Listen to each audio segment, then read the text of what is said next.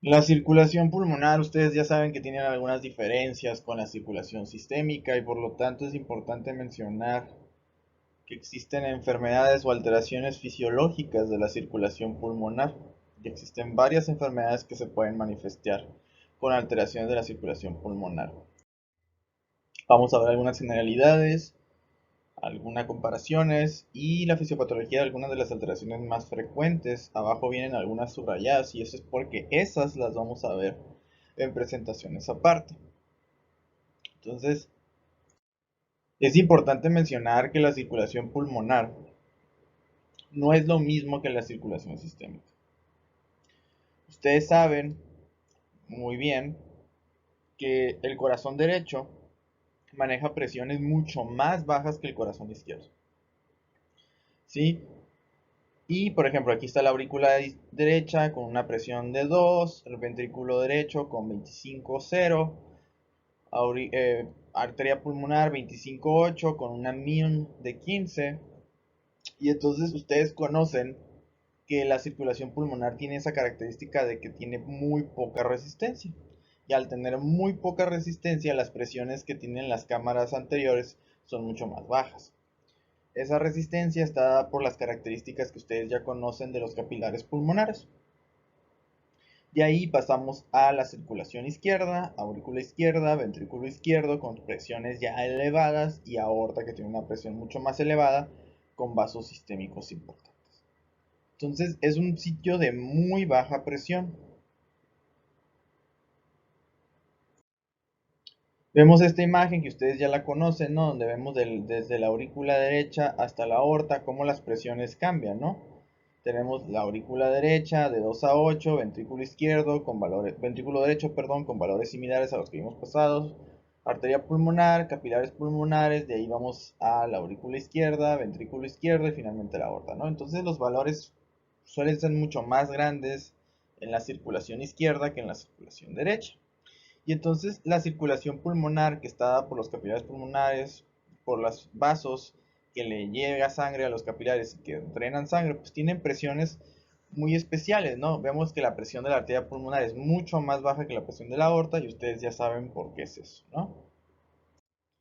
Entonces, es importante mencionar que el flujo sanguíneo pulmonar es de 3,5 litros por minuto por metro cuadrado.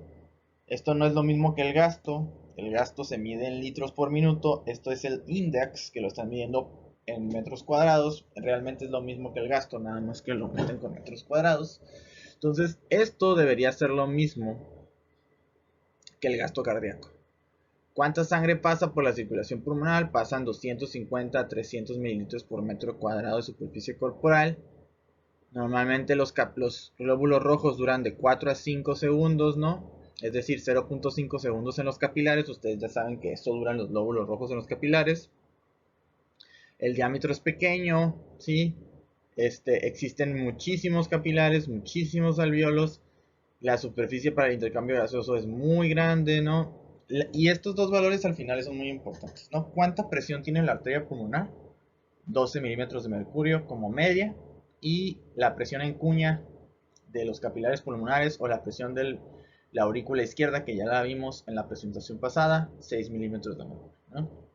Entonces, es muy importante saber que estos son los valores normales, ¿no? Tenerlos a la mano y saber cuáles van a ser las consecuencias de las enfermedades pulmonares sobre estos valores. Y bueno, la comparación es muy sencilla, ¿no? A la arteria pulmonar y a la aorta les va a pasar la misma cantidad de sangre por minuto, ¿no? La misma cantidad de sangre por minuto, ¿sí? No debería por qué ser diferente.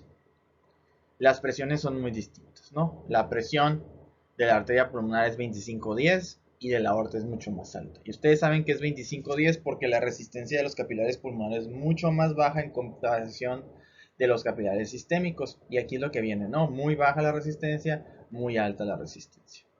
En los capilares pulmonares no necesito resistencia. ¿Por qué? Porque toda la sangre va a ir a todo el pulmón. Pero en comparación en la circulación sistémica sí necesito zonas de alta resistencia para poder cerrar o abrir llaves que van a modificar hacia dónde le va a llegar la sangre. La distribución es igual hacia todas partes, Y en el sistema sistémico, en la circulación sistémica, perdón, pues predominantemente está dominada por las arteriolas. Entonces, es muy importante tener esto en cuenta, ¿sí? Y que en la circulación sistémica las arteriolas son las que dominan el sistema, ¿no? Acá realmente siempre están abiertos los capilares, ¿no? O los que están cerrados se abren, pero no hay resistencia como la hay acá, y por lo tanto tenemos esas presiones tan elevadas en la circulación sistémica. Y entonces vamos a empezar con algunos casos especiales, ¿no? En el ejercicio. Normalmente, y vemos esta imagen, tenemos capilares, la sangre llega a los capilares y pasa por ciertos capilares, pero por estos no está pasando sangre. ¿Por qué? Porque no hay el suficiente flujo, la suficiente sangre para abrir estos capilares. Si aumenta el flujo, aumenta el volumen que está pasando y por lo tanto aumenta la presión. Y entonces, por ejemplo, en el ejercicio aumenta el gasto cardíaco, entonces la cantidad de sangre que pasa por los capilares pulmonares aumenta y por lo tanto se abren más capilares y al abrirse más capilares aumenta el área y la presión se queda igual. Y por ejemplo, si aumenta todavía más el gasto cardíaco, aumenta la cantidad de sangre que pasa por esos capilares y por lo tanto se abren más capilares y ¿qué es lo que va a pasar? La presión se estabiliza. Si la cantidad de sangre que hay aquí es excesiva, pudiera aumentar tanto la presión hidrostática que podríamos empezar a filtrar. Pero en una persona sana no pasa eso. En una persona sana no aumenta el gasto cardíaco lo suficiente para que se empiece a filtrar y aparte de eso el corazón izquierdo bombea lo mismo que pasa por aquí, ¿no? Entonces durante el ejercicio no aumenta la resistencia vascular pulmonar, no aumenta. ¿Por qué? ¿Qué evita que aumente la resistencia? Que se abren más vasos. Si se abren más vasos va a haber más área, va a haber menos resistencia y entonces va a pasar la sangre por ahí y el flujo sí aumenta. Entonces en el ejercicio no debería por qué aumentar la presión hidrostática aquí y empezar a filtrar sangre, líquido, perdón. Problema sería, y les pongo este caso porque es muy común, si toda esta sangre después va a ir a la aurícula izquierda y al ventrículo izquierdo y de ahí a la aorta. Problema sería una persona que hace ejercicio y tiene aumentada la presión en la aurícula izquierda. Y entonces al tener aumentada la presión en la aurícula izquierda va a ser mucho más lento esto, el viaje del ventrículo derecho a la aurícula izquierda y por lo tanto se puede estancar la sangre aquí y al estancarse la sangre aquí se puede congestionar y al congestionarse puede aumentar la presión hidrostática y empezar a filtrar al espacio intersticial. Eso sería un problema, pero en el ejercicio en una persona sana no debería por qué pasar eso. Cambios en la presión atmosférica y esa es la clásica. Disminuye la presión atmosférica, por lo tanto la presión alveolar de oxígeno disminuye y pasa el fenómeno que ustedes ya conocen, que es la vasoconstricción hipóxica. La vasoconstricción hipóxica genera que se contraigan las arterias y eso provoca hipertensión arterial pulmonar, ¿sí? Entonces hay que ser muy conscientes de la vasoconstricción hipóxica y de la presión atmosférica. Normalmente una persona no dura lo suficiente a una altura elevada, o las personas que nacieron a una altura elevada, normalmente se acostumbran a esto y no les pasa nada, pero si yo de hoy a mañana me cambio al Monte Everest, a la cima del Monte Everest, pues me va a pasar eso, ¿no? Me va a pasar vasoconstricción hipóxica, aumenta las resistencias de aquí, y entonces en la arteria pulmonar, como hay mucha resistencia, va a aumentar la presión, y entonces el ventrículo derecho va a empezar a contraerse contra una presión muy elevada, por lo tanto va a empezar a disfuncionar. Hipoventilación, clásica, otra vez, ya están hartos, ¿no? Aumenta la PaCO2, ustedes ya saben, la presión alveolar de oxígeno, pero también disminuye la presión alveolar de oxígeno. Hay alveolos que hay aire que no se está renovando, hay aire que no se está renovando, y si no se está renovando se acaba el oxígeno, pero también aumenta el CO2, y entonces al acabarse ese oxígeno genera la vasoconstricción hipóxica, que aumenta la resistencia arterial pulmonar, aumenta la presión, Y por lo tanto, ¿qué le va a pasar al corazón derecho? Va a empezar a contraerse contra una presión más elevada y eso no es bueno. Obstrucción aérea, ¿no? La obstrucción aérea genera cambios en los capilares pulmonares y la circulación pulmonar de una forma muy interesante, ¿no? Si es una obstrucción parcial, como vemos acá, va a aumentar la resistencia, disminuye el flujo, va a disminuir la ventilación y entonces va a haber un fenómeno más o menos como hipoventilación que puede llevar a vasoconstricción hipóxica y también puede haber desequilibrio de ventilación-perfusión. Si hay una ventilación con una perfusión adecuada, podríamos llegar a desequilibrio de ventilación-perfusión, ¿no? Pero si se colapsa completamente el pulmón, aumenta la resistencia vascular pulmonar, sí, pero le va a llegar sangre a esa zona y va a salir. Y al llegarles sangre a la zona que está colapsada y luego salir hacia la aurícula izquierda, es decir, del ventrículo derecho hacia la aurícula izquierda, le llega sangre,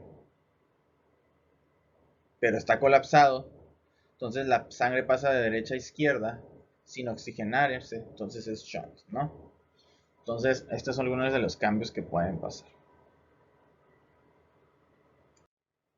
Entonces aquí tenemos un paciente, tenemos una radiografía tórax, no sé exactamente qué están aquí señalando, no se ve nada con este color que tenemos aquí, pero sí podemos ver 31 horas más tarde que este pulmón.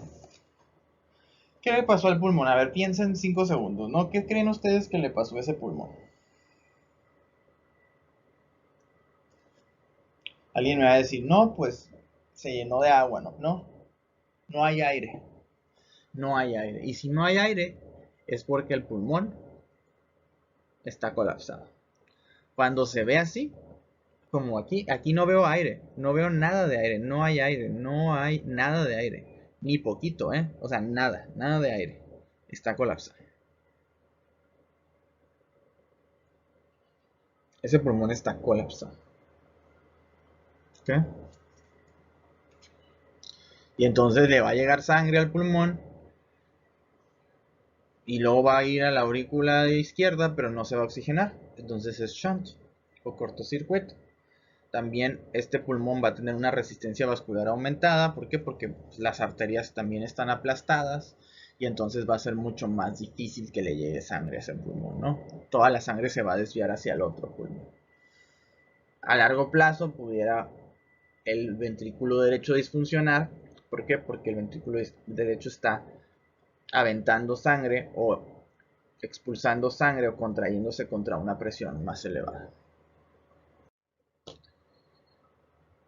Y una malformación arteriovenosa, como su nombre lo dice, es cuando una arteria se comunica con una vena. Entonces, si una arteria se comunica con una vena, obvio es shunt, es decir, cortocircuito. Y luego van a decir, no, pues eso pasa en muchos lados. Cuando una arteria se comunica directamente con una vena sin pasar por los capilares, sería un cortocircuito. Y entonces les voy a poner un ejemplo, ¿no? Aquí tenemos unos capilares pulmonares normales, donde la vena, bueno, estos son unos capilares sistémicos, ¿sí? Estos son unos capilares sistémicos, pero bueno, es lo mismo, donde la vena se comunica a través de los capilares con una arteria. Y pues estamos viendo arriba que hay una maraña de cosas, ¿no? Donde la vena se comunica directamente con la arteria sin tener capilares. Estos no son capilares. Estos no son capilares. Esto es una malformación arteriovenosa. Es una comunicación directa entre la arteria y la vena. ¿Sí? Es una comunicación directa entre la arteria y la vena. Y entonces, esto puede pasar en el pulmón. Aquí tengo una imagen. A esta persona le inyectaron una sustancia en la arteria pulmonar. Sí, esa sustancia que le inyectaron en la arteria pulmonar empieza a pintar todas las arterias pulmonares, las ramas de las arterias pulmonares. Pero si se dan cuenta, pinta esta rama de la arteria pulmonar, sí, pinta esta rama de la arteria pulmonar. Y de la nada llega a un lugar donde todo ese contraste que se inyectó, se hace como una especie de bolsita, y esa bolsita luego se conecta con una vena y esta vena drena en las venas pulmonares. Es una malformación arteriovenosa. Entonces la sangre va a ir primero por la arteria pulmonar, pasa por la arteria pulmonar, llega a la malformación arteriovenosa y de ahí se va a ir a la vena pulmonar y de la vena pulmonar va a dronar aquí, en la aurícula izquierda. Entonces, esa sangre pasó de la arteria a la vena pulmonar sin oxigenarse, porque no hay capilares. Es una conexión directa entre la arteria y la vena. No hay capilares. Entonces eso puede causar un shunt, un cortocircuito. Aquí tengo otra imagen que creo que es el mismo paciente, pero bueno, es muy similar. Y estamos viendo aquí la conexión entre una arteria y una vena, ¿no? Que es una conexión muy grande. Entonces vemos que inyectaron contraste y vemos que se conectó una arteria y una vena y están señalando con un asterisco esa conexión. Entonces hablamos un poquito de las características de la circulación pulmonar y en los siguientes videos vamos a hablar de dos de las enfermedades más comunes que alteran a la circulación pulmonar y que seguramente ustedes que ya están muy familiarizados con ellos.